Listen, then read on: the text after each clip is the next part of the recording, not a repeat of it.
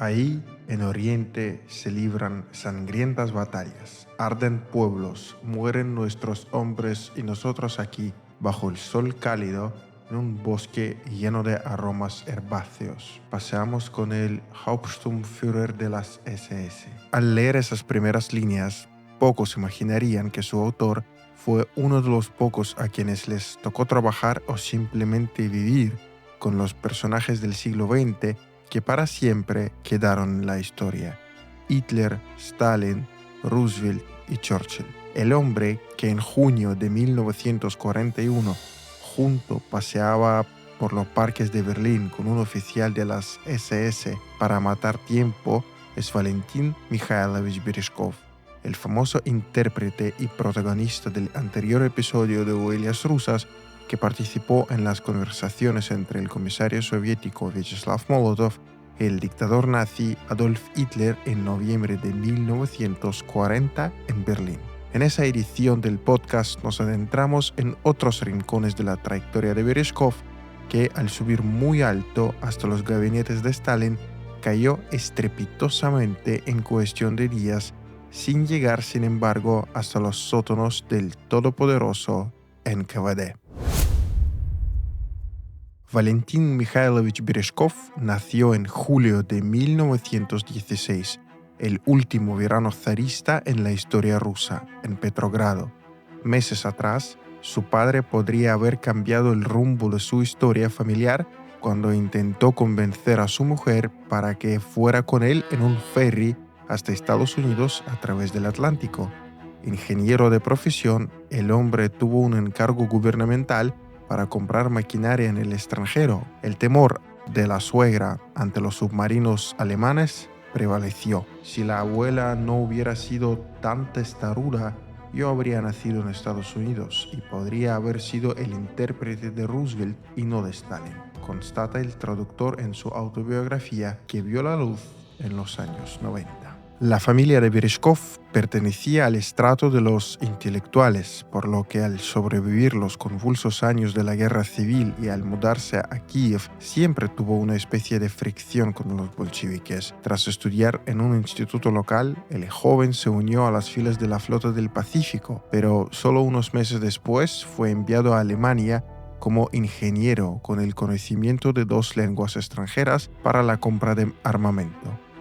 Aquel viaje fue un punto de inflexión en la carrera de Berezhkov, ya que allí conoció a Anastas Mikoyan, el insumergible comisario de industria alimentaria que no solo sobrevivió la era del terror de Stalin en las filas del partido, sino que trabajó hasta la era de Leonid Brezhnev. Fue Mikoyan quien le invitó a Berezhkov a trabajar en su comisariado, lo que dio un salto para la carrera del hombre, que pronto escaló hasta el cargo de primer secretario de la Embajada Soviética en Berlín y asesor de Vyacheslav Molotov, jefe de la diplomacia soviética. Nadie querría estar en la capital del enemigo el día en que empieza la peor tragedia humana en la historia de tu país. Valentin Mikhailovich Berezhkov era uno de aquellos que seguía en la Embajada Soviética en Berlín aquel 22 de junio de 1941, cuando la maquinaria de guerra nazi arrasó las unidades soviéticas. En sus memorias, Berezhkov traza una línea muy clara, subrayando el sinfín de veces que a Stalin le llegaban numerosos reportes que alertaban sobre la inminente guerra, mientras que el Vождь persistía en su idea de que Hitler no atacaría la URSS sin resolver la cuestión británica. Tanto, con estricto apego a la letra del tratado, la URSS cumplía las disposiciones del Pacto de No Agresión firmado entre Berlín y Moscú en 1939. Stalin se aseguró de que los suministros materiales a Alemania se realizaran sin interrupciones. El último tren con petróleo, manganeso y cereales cruzó la frontera alemana 1 hora antes de la invasión. Los oficiales y soldados alemanes, camuflados y esperando el momento de la señal de ataque, al ver ese tren de mercancías se quedaron seguramente atónitos, sorprendidos por la ignorancia de las autoridades soviéticas, estima Berezhkov en su autobiografía. Tampoco se redujo el número del personal que trabajaba para la embajada soviética en Berlín, sino que, por el contrario, llegaba más gente, asegura el asistente de Molotov. En cualquier caso, el 22 de junio, los informes de agentes soviéticos descartados por Iosif Vissarionovich se hicieron realidad y la embajada tuvo que pensar en la evacuación. Mientras, el perímetro de la sede diplomática fue acordonado por militares nazis encabezados por un Hauptsturmführer de las SS de apellido Heinemann, que no jugaría el último papel en los escasos contactos de los soviéticos con sus agentes antifascistas dentro de los círculos nazis. Y sí, eran agentes, pero no por una motivación económica, sino ideológica. Y no fueron pocos, sino muchos, como el oficial Harro Schulze-Boysen o el jurista Arvid Harnack, quienes ayudaban a la URSS en aquellos tiempos, guiándose por sus propios ideales. Sí, al final muchos cayeron y acabaron en fosas comunes tras ser fusilados, pero pagaron este precio a sabiendas. Seducir al oficial de las SS. Esa era la táctica para poder salir del perímetro de la embajada y comunicarse con los agentes para poder entregarles un nuevo transmisor de radio. Afortunadamente, el teniente primero Heinemann era comunicativo y no rechazaba el contacto. Es más, en las comidas de gala que se preparaban para atentar al oficial, Heinemann hablaba prácticamente sin tapujos sobre la guerra. Aseguraba que en los altos escalafones del Tercer Reich estaban preocupados por el nivel de resistencia de los soldados soviéticos que causaban considerables pérdidas a las tropas nazis. Eso, decía Heinemann, llevó a algunos en la Cancillería del Reich a preguntarse: ¿tenía sentido desatar esa guerra? El oficial nazi tampoco mostraba discreción cuando hablaba de su hijo, quien pronto debería terminar los cursos de oficiales e ir al frente.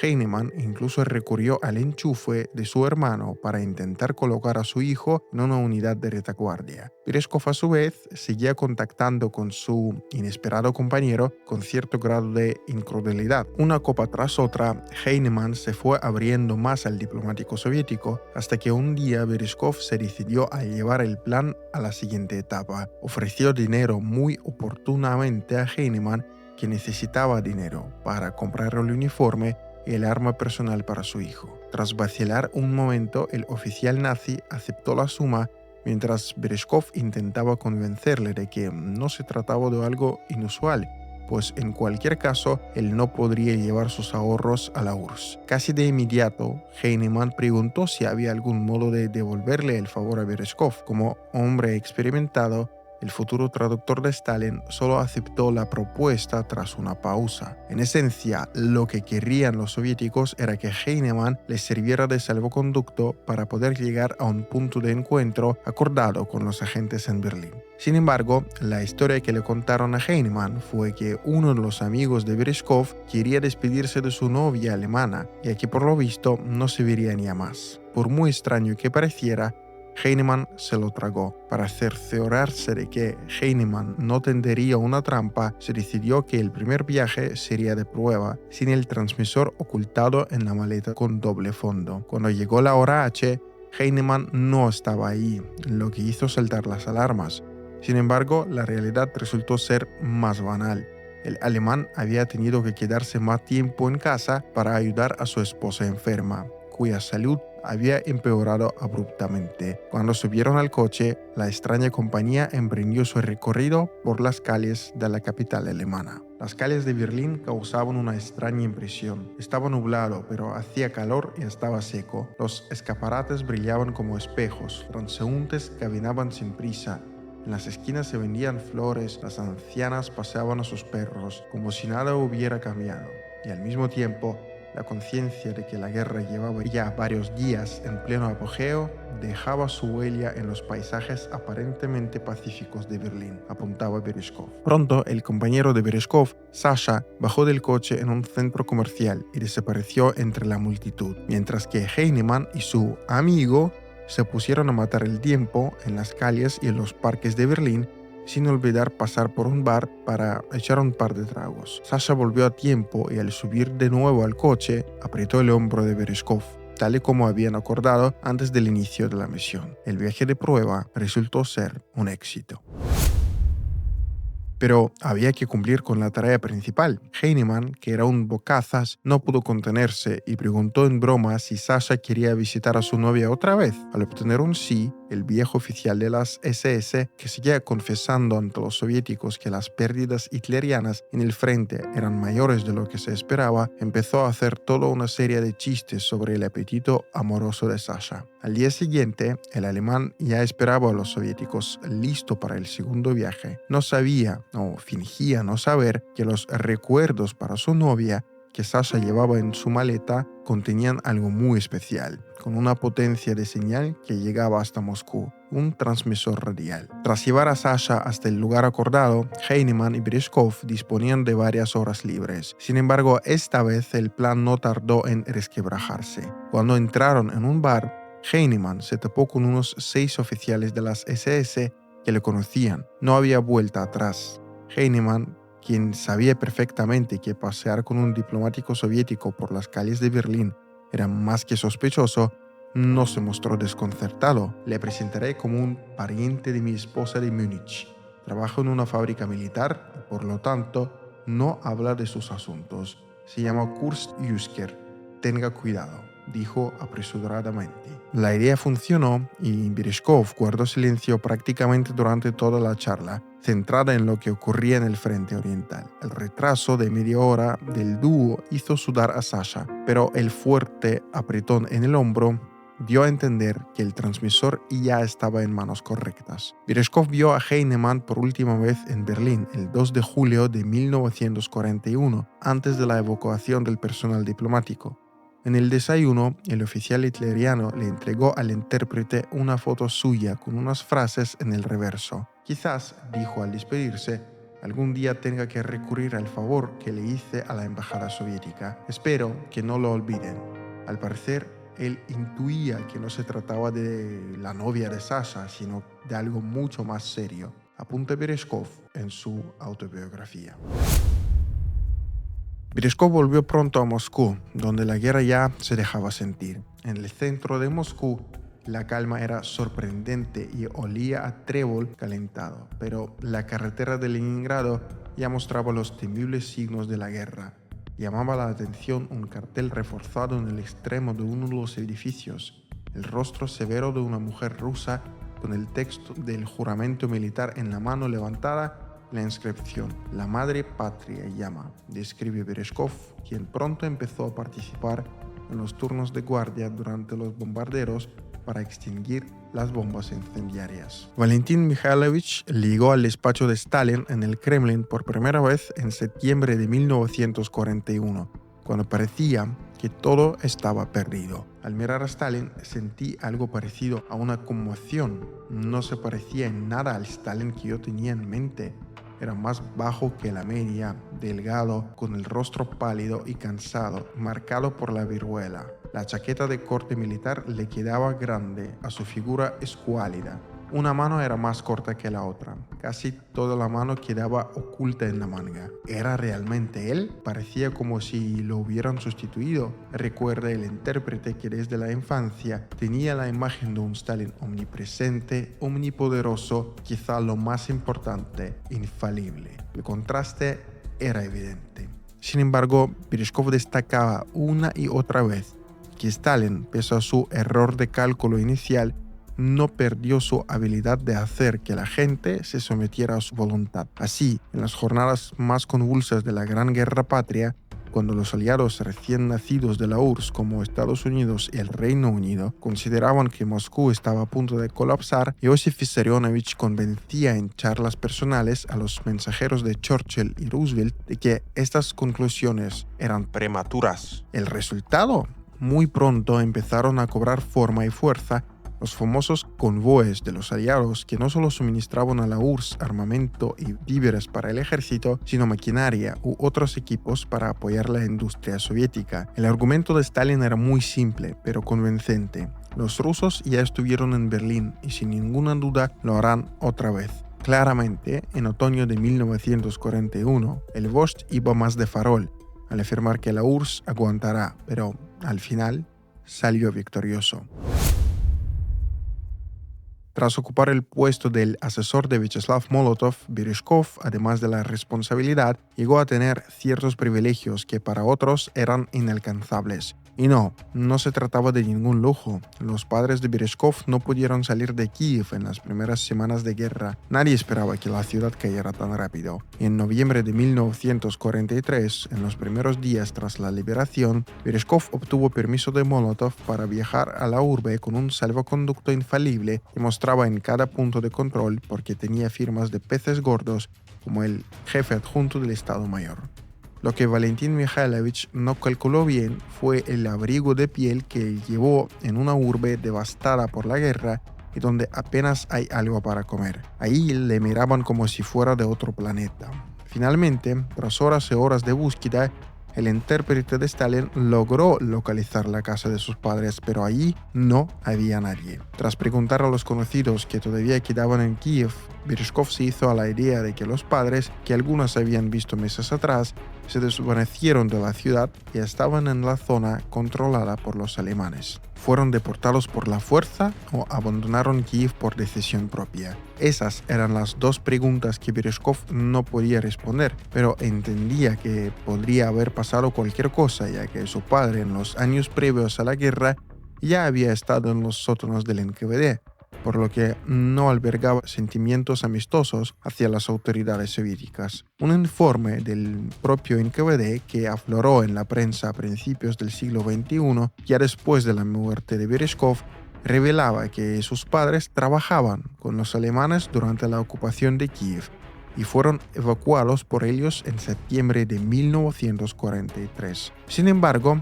el traductor Berezhkov no podía permanecer en Kiev por mucho tiempo, ya que tenía que llegar a la conferencia de Teherán. Los aliados decidían los pasos finales para abrir el segundo frente. Finalmente, Berezhkov llegó a Teherán y se enfrascó totalmente en el trabajo sin el tiempo para pensar en lo ocurrido en Kiev. Sin embargo, ya tenía claro que se lo diría todo a Molotov, pues esa bomba de tiempo explotaría tarde o temprano. No dudaba que iba a perder su puesto. No obstante, la reacción del comisario fue discreta. Le dijo que no se lo dijera a nadie más y que continuara con su trabajo. Hasta cierto punto, todo parecía seguir igual, hasta que un día de otoño de 1944, el fantasma del todopoderoso Lavrenti Beria, jefe del NKVD, apareció en el horizonte. Molotov empezó a preguntar a Berezhkov sobre sus visitas al consulado polaco en Kiev en 1934, cuando trabajaba de guía turístico. Tras explicarle a Molotov que una vez entró en el edificio por la puerta trasera y no por la principal para ver a un amigo, el comisario de Exteriores soviético señaló el reporte sobre posibles vínculos dudosos de Berezhkov y él llegó al escritorio de Stalin por obra de Beria. Obviamente, de la noche a la mañana, Berezhkov, que conocía muchos secretos tras haber sido uno de los intérpretes de Stalin, el hombre que tradujo a Hitler en noviembre de 1940, podría haber sido declarado como agente extranjero con un final fácil de predecir. Sin embargo, el destino le tenía deparado otros planes a Valentín Mikhailovich. Tras festejar la llegada del año 1945, el apartamento de Berezhkov se vio sacudido por una llamada. Molotov le pedía que acudiera urgentemente al Kremlin. Al llegar, Berezhkov notó de inmediato el cambio. Todo el mundo le miraba en silencio, limitándose a contactos puramente formales. Ni siquiera pudo entrar en el despacho de Molotov hasta que lo llamaron. Ahí, el fantasma de Beria volvió a sentirse presente. El informe presentado a Stalin sumaba los contactos de Berezhkov en el consulado polaco con la desaparición de sus padres en Kiev, lo que daba suficientes fundamentos como para retirar a Valentín Mikhailovich de su cargo. Todo acabó en un instante, y por si a Berezhkov no le había quedado claro, un oficial de guardia le quitó el documento que le daba acceso al Kremlin. No pude volver a casa inmediatamente. Durante varias horas, como un sonámbulo, caminé por las calles desiertas. Llegué cuando mi esposa ya se había ido a trabajar. No podía quedarme en casa. todos los días salía a vagar por la ciudad durante varias horas. Durante 2 semanas enteras no tuve noticias. Mis antiguos compañeros de trabajo y mis numerosos amigos habían desaparecido como por arte de magia. Por la noche esperaba que llamaran a la puerta, ya que Beria había prometido llevar a cabo una investigación. Recuerda Berezhkov el final de su Era Dorada. Al final, el intérprete de Stalin evitó lo peor. Le asignaron un trabajo de periodista en una revista que se editaba en alemán e inglés. La intercesión de Molotov, que en otros casos no hizo nada para salvar a sus ayudantes, funcionó, impidiendo que Beria lanzara su máquina de pesquisas. En los años posteriores, Valentín Mikhailovich se labró una exitosa carrera como publicista e historiador, con conferencias en universidades estadounidenses, si bien nunca más llegó a pisar los altos gabinetes del Kremlin. Cuando murió, en noviembre de 1998, uno de sus colegas resaltó: Valentín Berezhkov fue el último eslabón con la era de Hitler, Stalin, Roosevelt, Churchill, Molotov y Lavrenti Beria. Pues ser un eslabón no siempre significa servir al antojo de los más poderosos, sino que permite vincular las épocas y relatar las epopeas históricas desde un ángulo personal, un condimento que casi siempre falta en los aburridos manuales de la historia.